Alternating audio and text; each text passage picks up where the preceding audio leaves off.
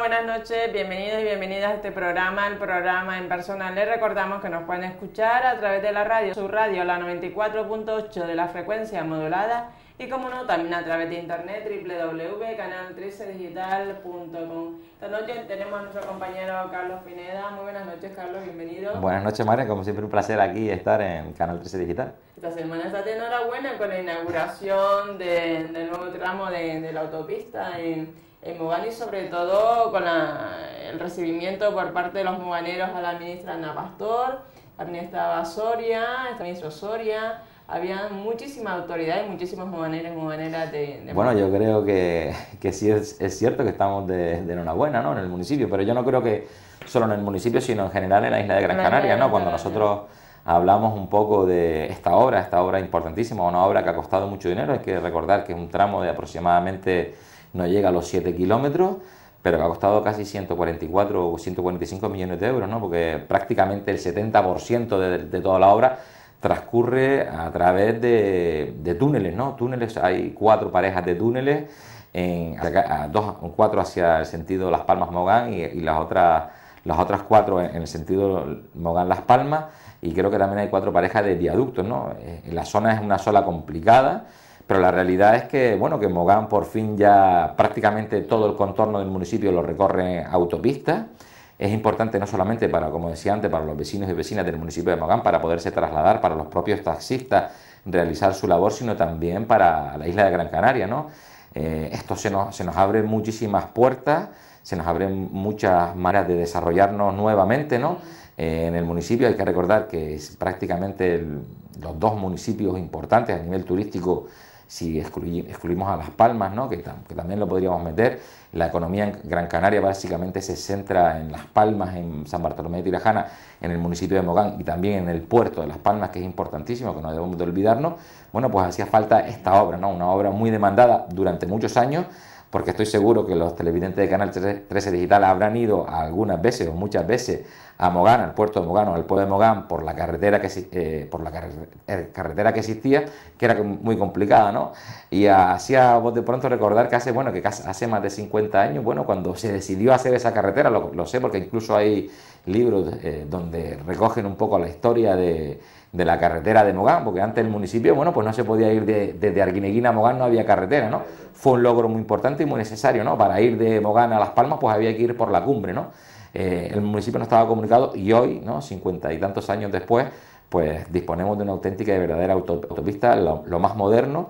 Recordar que, bueno, que como bien decías tú, estaban todas las autoridades, estuvo el presidente del Cabildo, estuvo el alcalde también el discurso del alcalde, que quiero decir que, bueno, yo tuve la oportunidad además de estar en la inauguración, igual que con muchos vecinos, ¿no? Creo que fue una inauguración total y absolutamente acertada, donde no solamente estuvieron las autoridades, que es muy importante que estén las autoridades, ¿no?, para que escuchen a los vecinos, los vean, sino que también estén los vecinos. Habían 7 guaguas de vecinos del municipio, había muchísima gente, ¿no?, porque todos sabemos y todos somos conscientes de lo importante que es este tipo de infraestructura. Y sí quiero decir que, bueno, que el presidente del Cabildo, bueno, en su discurso, que oí con mucha atención, bueno, pues él comentaba que su padre era su padre era un profesor en Mogán, y para ir a Mogán tenían que coger un barco en Arguineguín, ¿no?, un barco de Arguineguín a Mogán, ¿no? Después también habló de lo importante que es esta infraestructura y lo que va a suponer para el desarrollo, ya con una visión auténtica y verdadera, una visión insular de Gran Canaria, esto para el desarrollo turístico y para cualquier otro tipo de desarrollo, ¿no?, económico, ¿no? Esto sí es una infraestructura costosa. Nosotros aquí hablamos mucho de las inversiones, que siempre tenemos que intentar que nuestras inversiones sean con una eficiencia económica, y esta autopista es una infraestructura que nadie podrá discutir que tiene una verdadera importancia, eficiencia económica, y la va a tener. Después, bueno, con el discurso del alcalde, el alcalde también, bueno, pues estuvo hablando de esta carretera tan deseada durante tantos años, lo que ha costado, ¿no? Él ha participado de una manera muy activa en los últimos tramos, todos los inconvenientes que han habido, la solución del tramo del enlace a Taurito y muchísimas cosas más. Bueno, y también, bueno, pues rompió una lanza a favor de los vecinos de la aldea, ¿no? Que él también decía que ahora esto no acaba aquí, sino que hay que intentar también que los vecinos de la aldea, bueno, pues que lleguen hasta allí una buena carretera, ¿no? Yo creo que esto es muy importante. También habló el ministro de Industria y Comercio, ¿no? José Manuel Soria, bueno, pues hablaba aproximadamente en el mismo sentido.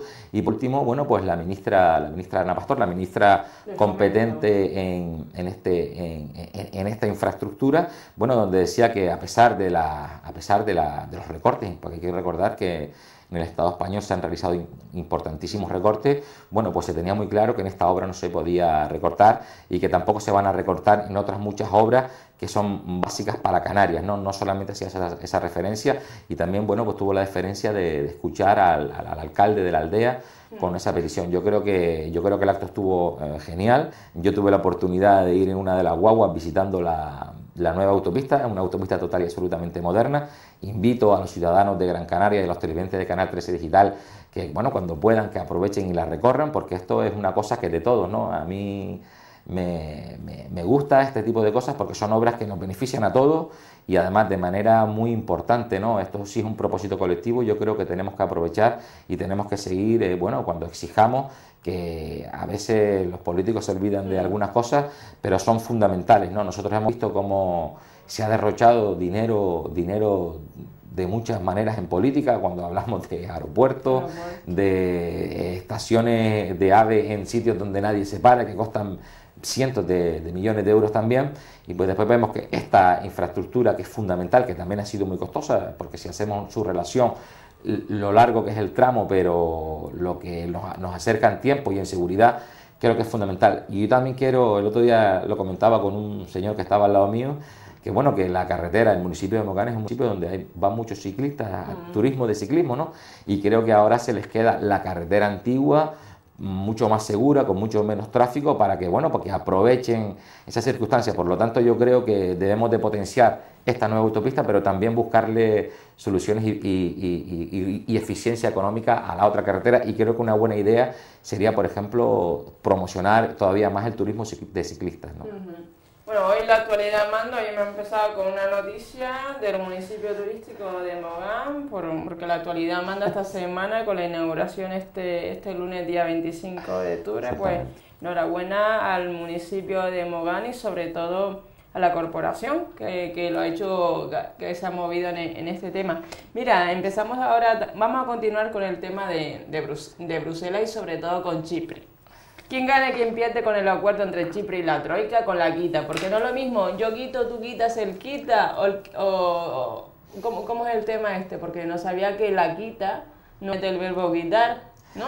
Bueno, exactamente, la semana pasada aquí ya dábamos pistas de quién iban a pagar, ¿no? Y nosotros decíamos que la semana pasada un poco avanzábamos, que bueno, que iban a pagar los rusos, ¿no? Sí. Y parece que va a ser así, ¿no? Va a ser así porque, bueno, los rusos llevaban durante más de 9 meses negociando con el gobierno de Chipre, estaban negociando, bueno, un préstamo, ¿no? Un préstamo que, bueno, muchas largas, y al final no salió, porque hay que recordar que cuando nosotros estamos hablando del rescate a Chipre, y extrapolándolo a otros países de la Unión Europea, lo que pasaba en otros países de la Unión Europea es que, bueno, los sistemas económicos, financieros o de recaudación no eran suficientes para cumplir con sus obligaciones de deuda pública, ¿no?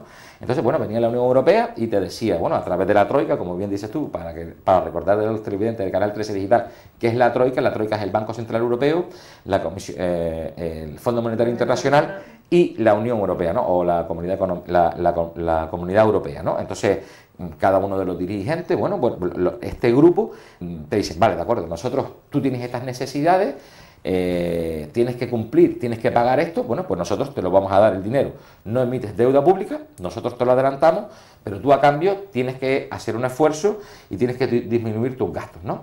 Las administraciones públicas tienen gastos en lo público, ¿no? Y cuando nosotros hablamos de lo público, estamos hablando de sanidad, seguridad, servicios sociales, educación, y todo. Han obligado a esos países a realizar unos fuertes ajustes a nivel presupuestario, ¿no? Esto es lo que ha pasado, ¿no? Por eso tanto revuelo, por ejemplo, lo que ha pasado en Grecia, ¿no? Sí. En Grecia han quitado de golpe, bueno, pues casi el 25% de los funcionarios, ¿no? Han disminuido las pensiones, han recortado en todo lo que se podía recortar y más. Esa ha sido una realidad. Nosotros aquí, cuando hablábamos del problema de Grecia, que el tema no era que perjudicaba solamente a los griegos, sino que nos perjudicaba a todos los demás, y cuando estaba pasando el problema griego estábamos viéndole ya los dientes al lobo aquí en España, ¿no? Esa es una realidad de lo que estaba pasando, ¿no? Bueno, en España, bueno, le dimos los dientes al lobo, se tomaron medidas muy importantes, se tomaron ajustes muy importantes y no tuvimos que pedir el rescate. Es más, recordarle a los televidentes de Canal 13 Digital y a los internautas, bueno, que el gobierno del Estado, el nuevo gobierno, el gobierno de Mariano Rajoy, tomó decisiones importantes y fue capaz de negociar en Europa, además, cambios singulares en algunos gobiernos, como en Italia, ¿no? Donde Monti paró un poco el empuje de Alemania y sobre todo Hollande, cuando se rompió esa alianza Sarkozy-Merkel. Bueno, pues ya Alemania sigue siendo la más poderosa, sigue siendo la más fuerte, pero ya no tenía tanto empuje y por lo tanto incluso se fueron capaces el gobierno español, bueno, de forzar o obligar a la Unión Europea a realizar dos operaciones importantísimas. Una, financiar que la Unión Europea nos prestara 100.000 millones de euros para sanear nuestra banca, y la otra, diseñar un modelo de rescate para España, ¿no? Un traje, podríamos hablar de un traje a medida. Yo creo que son dos logros muy importantes, que es lo que ha hecho que España no haya tenido que pedir el rescate, porque cuando la Unión Europea tomó esas decisiones, a partir de ahí, y la prueba evidente es que la prima de riesgo, bueno, pues ha bajado más de 150 puntos básicos. Yo creo que es un logro muy importante que hay que recordar. ¿Qué es lo que ha pasado en Chipre? Chipre, ya también la semana pasada lo dijimos, es una excepción, ¿no? Es un país de pleno derecho de la Unión Europea desde el año 2004, es un país que está dentro de la zona euro desde el año 2007, pero bueno, la realidad es que Chipre, cuando entró en la Unión Europea, hay que recordar que Chipre, me parece que Chipre está en torno al 1.000.000 de habitantes, hay menos habitantes en Chipre que en la isla de Gran Canaria, bueno, pues tienen un sistema financiero, un sistema bancario total y absolutamente gigantesco en relación a las personas que viven, ¿no? Chipre, no podemos decir que sea un paraíso fiscal, pero de facto sí lo es, ¿no? En el impuesto de sociedades, las sociedades pagan impuestos al 10%, ¿no? Comparado con el 30 y tantos del resto de la media de los países de la Unión Europea, bueno, pues hacía muy atractivo que las empresas, bueno, pues se instalaran en Chipre, ¿no? Y no solamente eso, sino que su manera de operar de esa banca, bueno, pues hacía que los ahorradores, los que tenían capacidad de ahorrar, en vez de ahorrar en los bancos nacionales, los alemanes en bancos alemanes y tal, bueno, pues muchos ahorradores ahorraban en Chipre, ¿no? Pero hay que recordar que de estos ahorradores, sobre todo, eran ahorradores rusos. ¿Y esto va a afectar a la relación entre Europa y Rusia? O sea, pues yo creo que sí. Tema. Yo creo que por un lado sí, Rusia está muy ofendida, o por lo menos ha dicho eso, pero yo creo que Rusia también sabía lo que iba a pasar, ¿no? Las grandes fortunas rusas, bueno, pues guardaban su dinero ahí en Chipre, ¿no? Y cuando nosotros hablábamos la semana pasada de lo que se decidió, fue esa cosa tan extraña, ¿no? Que dijeron, bueno, a Chipre hay que ayudarla, y la Unión Europea pone 10.000 millones de euros sobre la mesa. Pero en realidad pone un poco más, creo que son 12.000, y la ayuda, las necesidades de Chipre son de aproximadamente 18.000 millones de euros, ¿no? Dice, bueno, pues la Unión Europea pone esta cantidad, pero Chipre, que es lo extraño, ¿no? Porque si hacemos la extrapolación con las otras ayudas o los otros rescates, estos 5.800 millones de euros los tiene que poner Chipre, ¿no? Ya a mí, pues la verdad es que me extrañó, ¿no? Porque no ha sido el sistema operante normal que hacía la Unión Europea, donde te daban todo el dinero, ¿no? Bueno, pues ha sido así, ¿no? Entonces, claro, los chipriotas pues han tenido que comerse un poco los sesos, aunque yo creo que ya lo tenían todo más que planeado, para ver de dónde sacaban ese dinero, ¿no? Bueno, pues entonces el gobierno chipriota, a través de su presidente, bueno, pues se le ocurrió esa idea tan magnífica que era, bueno, que los ahorradores, las personas que tienen su dinero en el banco, no estamos hablando de accionistas, ¿no? Que tu acción, tú puedes comprar una acción, puedes subir, casi siempre sube o puede bajar, que ahora es lo normal, bajen, ¿no? Pero en este caso, decían, no, la gente que tiene el dinero, bueno, pues le vamos a hacer una quita, ¿no? Le hacemos una quita que es que de los que tengan 10.000 euros, bueno, pues supongamos el que tenga 100 euros, pues te quitamos a los que tienen 100 euros, como tiene menos de 100.000 euros, le quitamos 6,75 euros. Y eso va para cubrir esas necesidades de casi 5.800 millones para hacer frente a a esta operación económica, ¿no?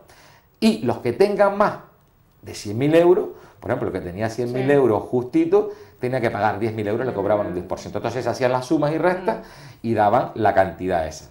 Pero ¿qué es lo que ha ocurrido, no? Entonces disparó todas las alarmas, sobre todo, disparó las alarmas a nivel bursátil, claro, porque los bancos, la gente empezó a decir, pues yo ya...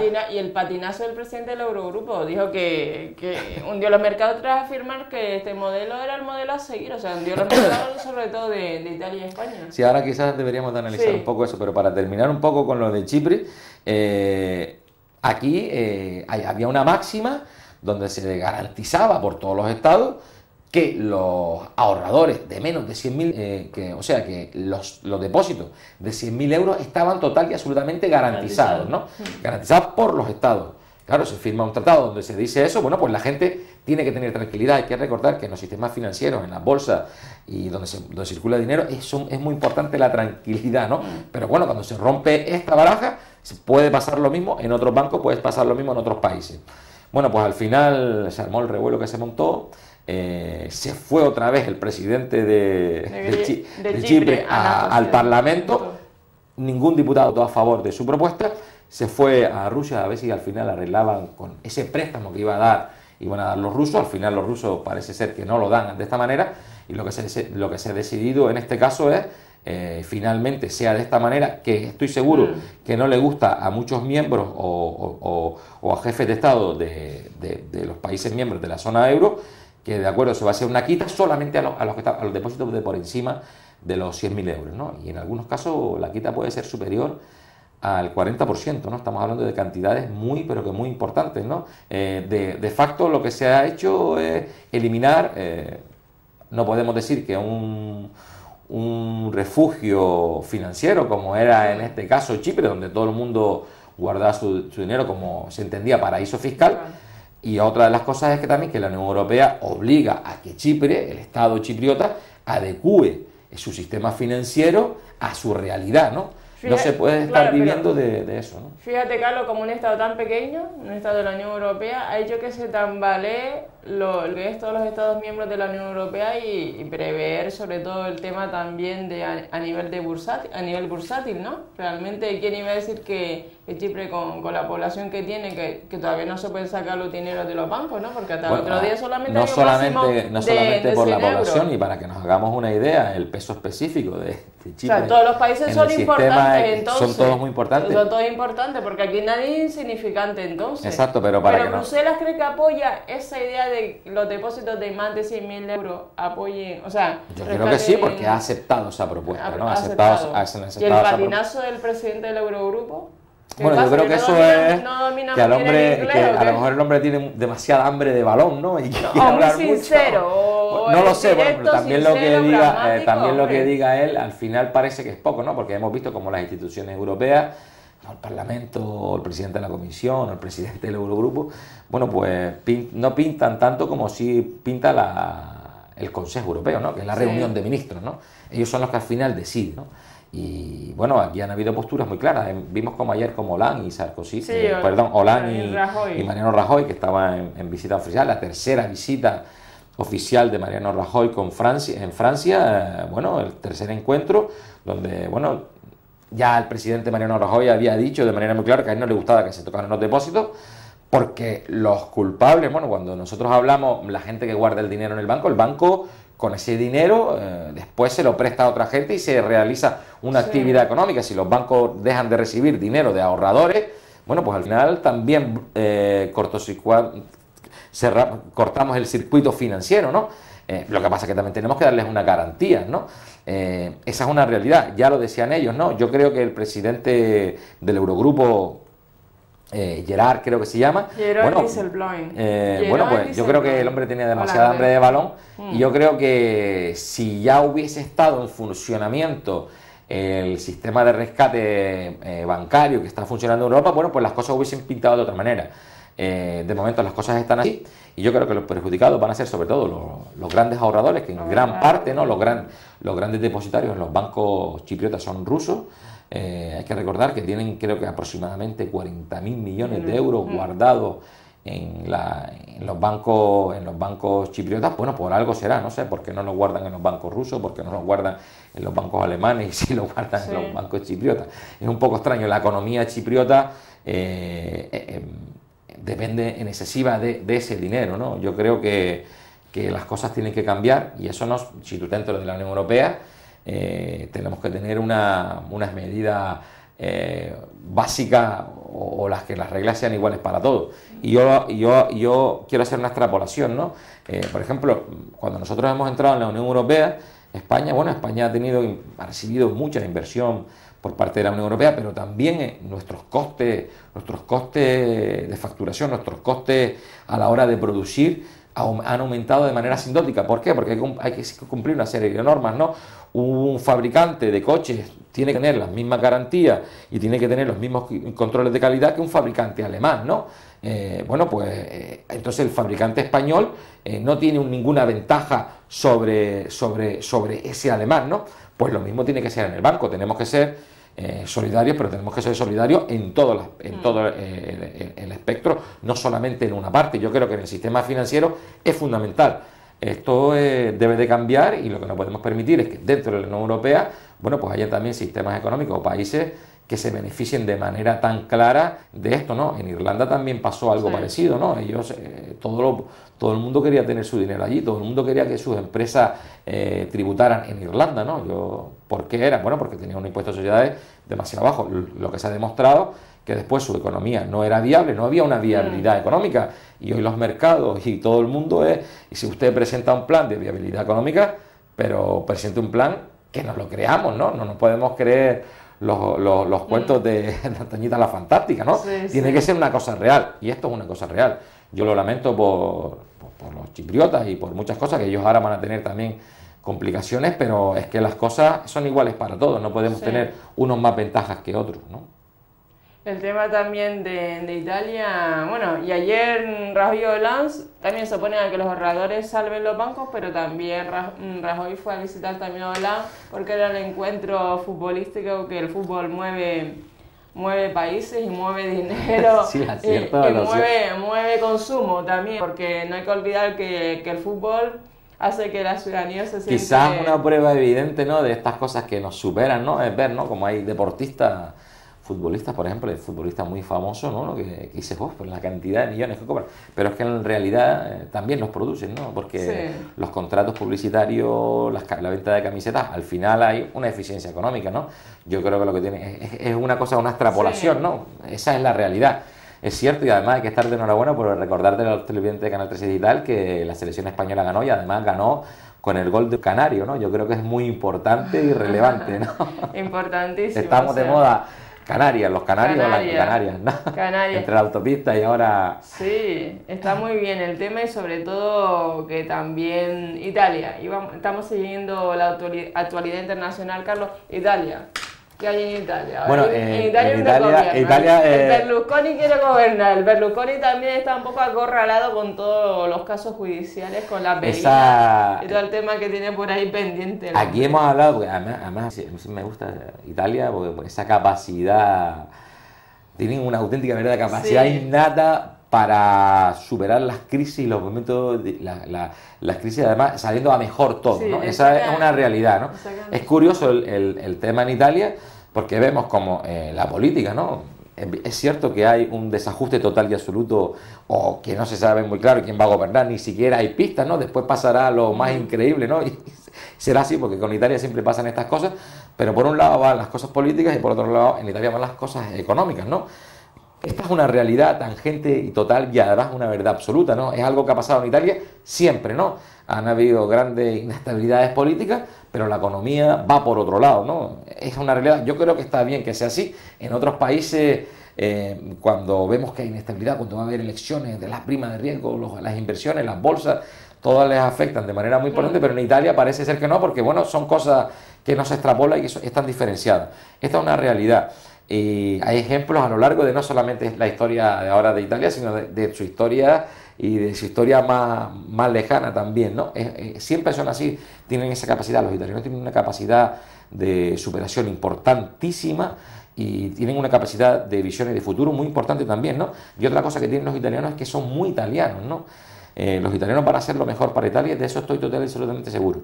Lo que sí es cierto y lo que es real es que hoy en Italia no hay un gobierno porque a pesar de que el Parlamento sí hay una mayoría absoluta de un partido, que es el centro izquierda, el que ganó las elecciones por décima, que por el sistema italiano ese de que te premian con la mayoría absoluta, el partido que más votos saca, bueno, pues a esa le dan los diputados hasta que llegue a la mayoría absoluta. Esto pasa en el Congreso, pero no así en el Senado, ¿no? Entonces, en realidad, en Italia sí es importante el Senado. Si tú no controlas el Parlamento y no controlas el Senado, las instituciones no funcionan. Creo que ya hay presidente del Parlamento, no estoy seguro que lo haya del Senado, pero se ha elegido, creo que algunos diputados del Movimiento 5 Estrellas apoyaron al candidato de centro izquierda, bueno, y así ha sido, ¿no? También hay orden de, bueno, está la solicitud del jefe del Estado de Italia, ¿no? Que sea jefe de Estado, pero que no es jefe del gobierno, ¿no? Que hay que recordarlo, ¿no? Es como un poco el papel que juega el rey en España, ha dado ya, diciéndose al jefe del primer partido, el partido que tiene más votos, que forme gobierno. La realidad es que la situación está encallada, ¿no? Está muy encallada, porque por un lado vemos al centro izquierda que no quiere saber nada del centro derecha, y por otro lado vemos al Movimiento 5 Estrellas que no quiere saber nada ni del centro izquierda ni del centro derecha. Esta es la realidad que hoy hay en Italia, ¿no? Entonces, claro, no hay capacidad para formar un gobierno con garantías de mayoría en el Senado. En el Parlamento sí, pero hay que recordar que, como lo dijimos antes también, bueno, pero no está de más que hacen falta las dos cámaras. Esta es la realidad. Se están barajando tres posibilidades hoy en Italia, ¿no? Se barajan tres, yo no sé, yo creo que al final va a ser otra. Se baraja una alianza entre el centro izquierda y el Movimiento 5 Estrellas para formar un gobierno, dar estabilidad con una sola misión: modificar el sistema electoral italiano. Esa es una de las posibilidades.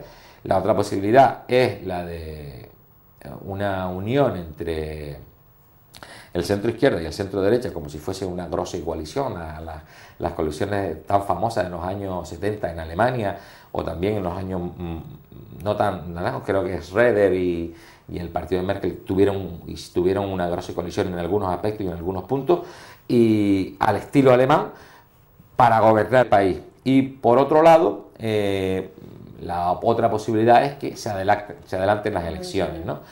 Yo creo que esto, la situación está encallada. Yo creo que esto hay que mirarlo en clave política, y además en clave política interna de los partidos, ¿no? ¿A quién va a beneficiar unas nuevas elecciones, ¿no?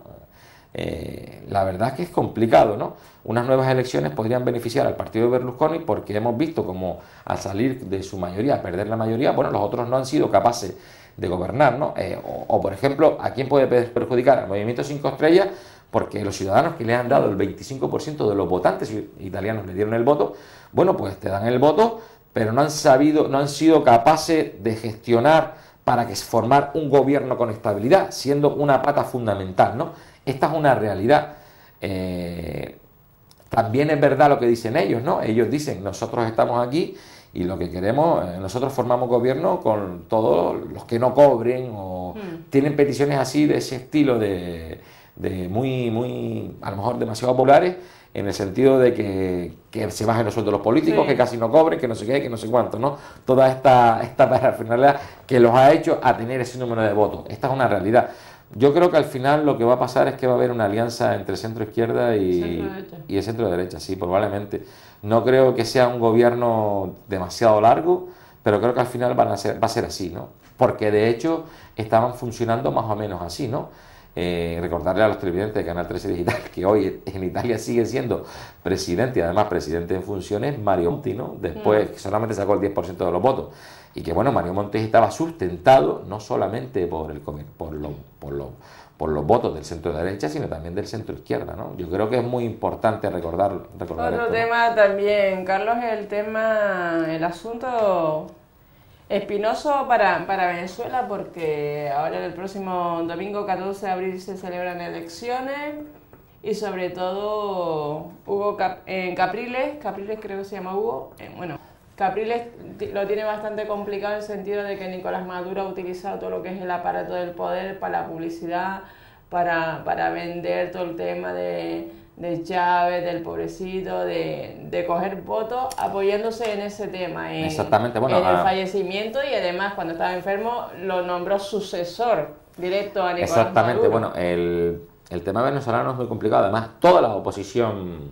venezolana, no ahora, sino siempre en las distintas etapas en las que se ha estado, en las que gobernó Hugo Chávez, bueno, pues toda esa oposición siempre se quejó, bueno, de que el Estado, bueno, que el gobierno, el partido que estaba en el gobierno, bueno, pues utilizaba los mecanismos, no los mecanismos democráticos que deben de ser, sino los mecanismos del Estado, los mecanismos que son de todos, los recursos que son de todos, para promocionar solamente a su formación política, ¿no? Esta es una realidad que siempre se han quejado, no solamente ahora, sino que ha sido una constante, ¿no? De hecho, algunas televisiones, recordar, ¿no? Algunas televisiones que eran muy críticas con el régimen de Castro, de Hugo Chávez, bueno, pues fueron borradas del mapa, ¿no? No solamente, sino que las quitaron, ¿no? Yo creo que esa es una prueba evidente. Yo creo que eso es un poco una falta de visión democrática, ¿no? Pero también creo que la realidad es que Capriles está en una posición de ventaja, ¿no? Capriles no es alguien nuevo. Capriles hace 6 meses se presentó a unas elecciones y yo creo que a pesar, ¿no? A pesar del uso fraudulento de la maquinaria del Estado, que probablemente es así por parte del partido que está en el gobierno, por parte de los chavistas, bueno, yo creo que Capriles tiene muchísimas posibilidades. Además, creo que es un hombre que se acerca mucho al público, creo que es un hombre que va a todos los lados y creo que, bueno, ella ha tenido declaraciones importantísimas, yo ya las he visto y creo que la semana pasada hablamos algo sobre eso, donde, bueno, pues puede ser que se dé la sorpresa en Venezuela. Yo no veo tan clara la victoria de Maduro, no la veo, entre otras cosas, porque hay que recordar que la gestión un poco, ¿no?, de lo que ha pasado, ¿no?, en Venezuela en este último tramo es Hugo Chávez, ¿no?, un hombre que está, no sé, se supone que estaba bien, en realidad no estaba bien, lo debía de saber él y su familia. Se presenta a unas elecciones, es cierto que la ganó, pero también la ganó un poco por esto, ¿no? No fue una victoria aplastante y demoledora, ¿no? Yo creo que esto es importante, ¿no? Y ahora se le presenta a Capriles esta oportunidad, que tienen su aparato en marcha, que tienen su aparato engrasado, que están acostumbrados a que el otro partido, el que está en el gobierno, utilice todos esos sistemas, no lo cogen de nuevo. Yo creo que ellos pues pueden dar la sorpresa muy fácil, ¿eh? Otro tema aquí en España es la corrupción. La corrupción persigue a los cajeros del PP. Ha sido imputado otro cajero del Partido Popular, el señor Ángel Sanchís. Recordemos el Sanchís, Naseiro, Lapuerta y Luis Bárcenas entre el 82 y 2009, y sobre todo el Partido Popular bueno, hay que recordar permanece semimudo en este tema, bueno, ¿no? Yo creo que es una buena actitud, porque yo creo que bueno, estoy seguro que los televidentes de Canal 13 y tal lo sabrán, porque lo habrán oído en infinidad de ocasiones. Estar imputado no significa que eres culpable, ¿no? Bueno, lo imputan, y además hay que recordar que la imputación concretamente a este tesorero, un tesorero del Partido Popular, cuando era Alianza Popular, donde probablemente Mariano Rajoy o el equipo del Partido Popular que está ahora, bueno, pues a lo mejor muchos de los que están ahora, pues muchos en esos momentos estarían estudiando la carrera, ¿no? Bueno, pues no se le está imputando por nada que afecte al Partido Popular, sino se le está imputando por blanqueo de dinero o ayudar a blanquear dinero al señor Bárcenas, ¿no? Yo creo que esto es importante diferenciarlo, ¿no? Aquí en un primer momento, yo recuerdo perfectamente cuando salieron los papeles de Bárcenas publicados en medios de comunicación importantes, bueno, pues al final parece ser que eran fotocopias, no se sabe, no está muy claro. Ahora hay 2 jueces en la Audiencia Nacional que quieren juzgar eso. Está el juez Bermúdez y el juez Ruz, que te están peleando por el procedimiento. Una cosa que me parece totalmente extraña, porque el otro día, que es una cosa paradójica, llamaban prácticamente a la misma hora de los 2 juzgados a declarar a Bárcenas para lo mismo, ¿no? No sé, es extraño. A Bárcenas lo van a condenar por 2 delitos iguales y en 2 juzgados a la vez, te condenan 2 veces, ¿no? Son cosas que no tienen lógica y no tienen sentido. Yo creo que hay que dirimir esto. Creo que hoy el tribunal decide definitivamente quién tiene que seguir la causa, y vamos a ver cuál es la opinión. Yo creo que todas estas cosas, bueno, pues están enturbiando un poco también esto, ¿no? Es muy complicado. Es cierto que los otros partidos en la oposición están utilizando como lanzadera un poco para hacer daño político el tema de los papeles de Bárcenas, y lo vemos en muchos debates hoy en la televisión o en los medios, en las redes sociales o Sí. los que siguen un poco la prensa escrita. Bueno, pues se utiliza mucho, se está utilizando mucho, y creo que es excesiva. Vamos a ver qué es lo que pasa al final, y hay que tener paciencia y tranquilidad, ¿no? ¿Qué te parece también? Esta semana se celebra el debate del Estado de la Nacionalidad, donde el presidente del Gobierno en Canarias anuncia pues que van a abrir 132 colegios en Canarias durante el verano para que sus comedores escolares sean a su vez comedores para que esos niños puedan comer, realizar actividades educativas, extraescolares, deportivas, y sobre todo que se van a gestionar también 900 viviendas para aquellas personas más vulnerables desde el punto de vista Bueno, yo lo veo social, como ¿no? una iniciativa positiva, y yo creo que al final sea así, ¿no? Hoy nosotros en Canarias tenemos un problema importantísimo, hay que recordarlo, ¿no? Que es el paro, ¿no? Hay muchas familias que sus hijos hacen una buena comida relativamente sana o equilibrada en el colegio, en los comedores, ¿no? Hay gente que lo pasa muy mal, y de eso no debemos de olvidarnos, ¿no? Creo sinceramente que si esa posibilidad se puede hacer, bueno, pues que se haga, ¿no? También creo que 900 casas es insuficiente, es una cantidad, puede ser hasta simbólica, ¿no? Cuando creo, el otro día leí algo como en Santa Cruz de Tenerife solamente hay más de 24.000 casas que están cerradas. Era una cantidad exorbitante comparada con esto, ¿no? Creo que es fundamental que todo el mundo tenga su vivienda, y creo que las autoridades y creo que las administraciones tienen que caminar en ese sentido, ¿no? Lamentablemente es una realidad que tenemos en Canarias. En Canarias tenemos una tasa de paro por encima del 30%, y tenemos que ser muy vivos y movernos muy rápido para de una vez por todas que empezar a disminuir sobre todo la tasa de paro, ¿no?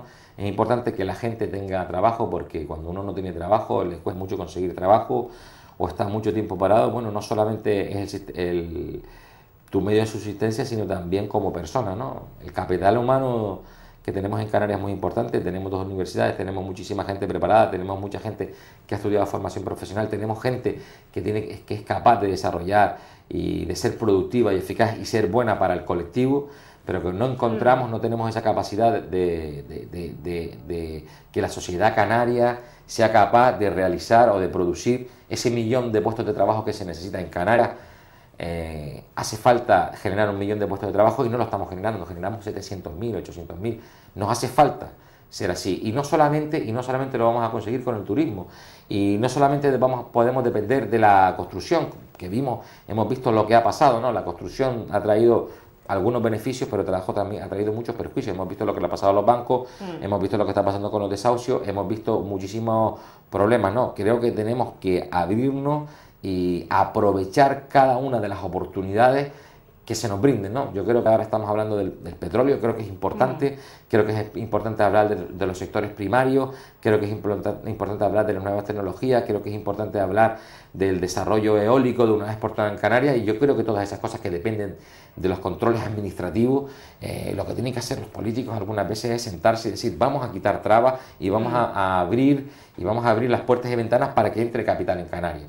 Lo que no puede ser es que un inversor extranjero quiera desarrollar un proyecto comercial o un proyecto de cualquier tipo en Canarias y se encuentre con 4 administraciones poniéndole trabas o 4 administraciones mandándose los papeles unas o a otras. Yo creo que por eso es importante, y ahora también se está produciendo, es algo, la nueva ley de régimen local, donde se va a quedar claro cuáles son las competencias de cada una de las administraciones. Yo creo que todas estas cosas son fundamentales. En definitiva, al final, todo esto va a repercutir en que seamos más rápidos y más eficaces, ¿no? Lo vemos cuando los inversores, es típico, ¿no? Y lo hemos oído, grandes inversores internacionales que se van a otros lados porque es que aquí hay demasiada... No lo terminan de entender, ¿no? No es el mecanismo, no es a lo que están acostumbrados. Yo creo que hay que cumplir unas normas y unas condiciones, ¿de acuerdo? Pero cuando se va a buscar una inversión pública, se va a realizar una inversión privada o se quiere realizar algo, tenemos que recibirlos con copa y puro, ¿no? No con, mire, usted tiene que rellenar todos estos documentos. Creo que es importante y creo que es fundamental que el Gobierno de Canarias, aparte de realizar este tipo de actuaciones importantes, bueno, pues que se centre sobre todo en disminuir los trámites burocráticos y ser más eficaz y que las cosas funcionen más rápido, y estoy seguro que eso es lo que al final nos va a hacer que salgamos de la crisis, porque tenemos que tener claro que aquí la crisis y los problemas de la crisis no los vamos a paliar con este tipo de medidas, que son fundamentales y son necesarias porque son consecuencias de la crisis, y nosotros los canarios somos solidarios y tenemos que ayudarnos unos a otros, pero también tenemos que espabilarnos y tenemos que empezar a visionar de que la economía en Canarias tiene que ir por otros derroteros, no solamente el sector turístico, sino otros sectores, y ya es la hora de decir, ya aquí se acabó y vamos a hacer cosas en vez de decir cosas, ¿no? Ya para ir finalizando, Carlos, esta semana también de enhorabuena entre Mogán, entre el gol de Pedro ayer de la selección española. Pues nada, la isla canaria de Fuerteventura es la 10ª mejor isla europea, según un portal turístico, nada más y nada menos que TripAdvisor la ha votado como la 10ª mejor isla europea.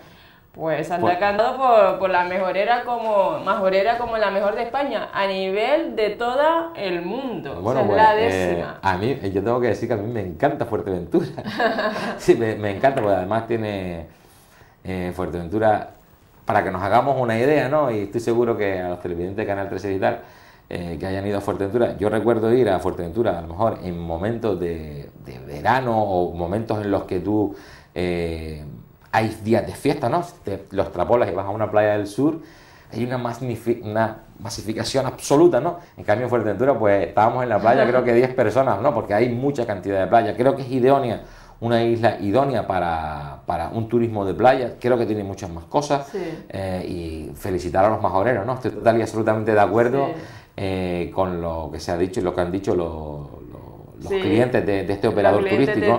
Yo creo que por algo será. Creo que en Fuerteventura se están haciendo también esfuerzos muy importantes a la hora de, se ve cómo ha cambiado las comunicaciones en la isla con ese aeropuerto que tienen, ¿no?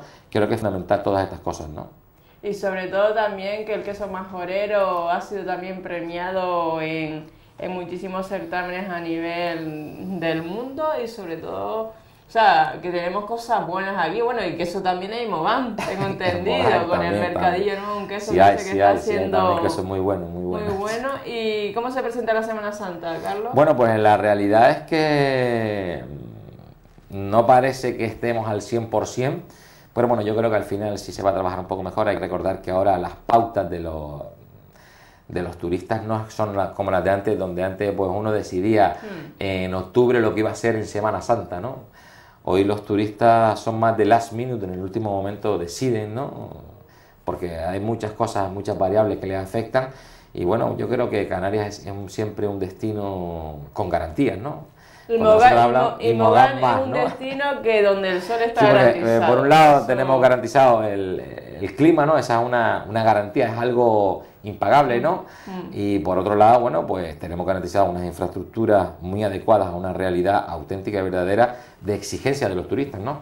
Por ejemplo, si extrapolásemos un turista, bueno, que a lo mejor quiere ir a Túnez o quiere ir por hablar de algún competidor de Canarias, a Egipto o a otro lado, bueno, pues no creo que tenga las infraestructuras o las garantías de seguridad o las garantías sanitarias, bueno, que brindamos en Canarias, ¿no? Tú puedes venir aquí, eres un turista noruego, eres un turista alemán, eres un turista británico, con tus hijos, y puedes estar tranquilo. Bueno, puede pasar una desgracia como puede pasar en cualquier sitio, pero que aquí hay una garantía, nosotros los canarios invertimos en sanidad, invertimos en seguridad, invertimos en transporte, ahora, como por ejemplo, que dan la garantía de esta nueva autopista. Bueno, pues todo esto hace que seamos más competitivos, inclusive a nivel turístico, ¿no? Por eso antes hacía mucho hincapié en la eficiencia económica que tiene esta nueva autopista, ¿no? Creo que es fundamental, ¿no? Y el sector primario que tenemos en Canarias, que no lo tiene Túnez ni Marruecos. Creo que hay que seguir potenciándolo, creo que hay que seguir trabajando,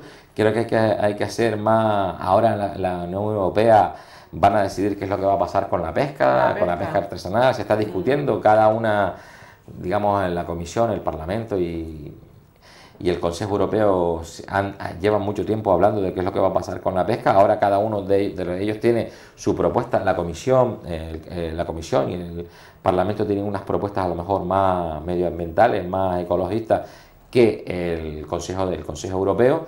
Vamos a ver qué es lo que ocurre de ahora en adelante. Creo que es fundamental también para el desarrollo económico el sector primario. El sector primario tiene un auténtico verdadero potencial en Canarias y creo que no se termina de desarrollar, no solamente por la competencia de los otros mercados, que es una realidad, sino también por las trabas burocráticas, ¿no? Y eso es algo que depende de nosotros, ¿no? De las administraciones, y sobre todo en muchos casos de las administraciones canarias. Yo creo que es fundamental, y es por lo que yo siempre hago mucho hincapié en las trabas administrativas, ¿no? Estén bien que estén, porque hay que estar, pero también hay que estar, según mi punto de vista, desde un propósito colectivo y pensar que una industria ganadera o una industria de agricultura o algo genera riqueza, hay que supervisarla, pero que también reparte riqueza, ¿no? Yo creo que las administraciones tienen que tener esa visión. Hoy las administraciones no tienen del todo esa misión, tienen una visión, lamentablemente, en muchos aspectos, una visión de incisión, ¿no? Dice, no, usted no puede hacer esto, pero mire, es que yo estoy generando no sé cuántos puestos de trabajo. No importa, usted tiene que cerrar y a usted aquí lo machacamos y encima lo multamos. No sé, yo creo que las administraciones tienen que empezar a funcionar de otra manera, ¿no? Y creo que es fundamental, para eso es fundamental esa sensibilidad que tienen que tener los políticos, ¿no? Los políticos tienen que tener una sensibilidad especial para entender cuál es la situación real. A lo mejor el funcionario, que también forma parte importante de la administración, no. Pero sí tenemos que, el político sí, y es el responsable. Y creo que es fundamental. Y eso es una cosa que lamentablemente pasa hoy en Canarias y en el resto de España, ¿no? Pues nada, pues muchísimas gracias, Carlos, y sobre todo aquí invitar a los televidentes radiantes internautas que este fin de semana, bueno, estas vacaciones, mini vacaciones de Semana Santa, pues se acerquen al municipio turístico de Mogán, en Gran Canaria, donde el pescado no va a faltar, los aguacates, los mangos y las papayas tampoco va a faltar. Y además lo vamos a recibir con los brazos abiertos y también decirle a los televidentes de Canal 13 Digital, bueno, que se acerquen al municipio para que vean esta nueva infraestructura que está ubicada en el municipio, pero es que es de todos los canarios, ¿no? Yo creo que es fundamental que la vayan a inaugurar, que la vayan a visitar y que la usen para que vean, bueno, que al final también con los impuestos de los ciudadanos se hacen cosas buenas y otras veces muy buenas, como es en esta ocasión, que esta vez, bueno, por fortuna, pues ha tocado en el municipio de Mogán y es una infraestructura de la que yo personalmente me siento muy orgulloso, ¿no? De que esté, porque sé y porque me doy cuenta de que va a ser bueno para todos, ¿no? Muy bien, pues muchísimas gracias, Carlos, y que pasen una feliz Semana Santa, y sobre todo, lo sé que trabajas en el negocio familiar. Bueno, yo lo mismo te deseo a ti, Marian, también. Gracias. Espero que la entrevista de hoy con el compañero Carlos Pineda haya sobrado. También pueden disponer del informativo aquí en el Facebook de Canal 13, de la noticia de la autopista que fue inaugurada el pasado lunes 25 de marzo por la ministra Ana Pastor, entre otras autoridades. Y recordar también que este viernes próximo será el programa número 6, creo recordar, 5 o 6, no recuerdo todavía, el compañero Alejandro Armas y Tate San Borondón, que lo podrán ver en esta emisora a las 9 de la noche. Muy buenas noches, Gran Canaria.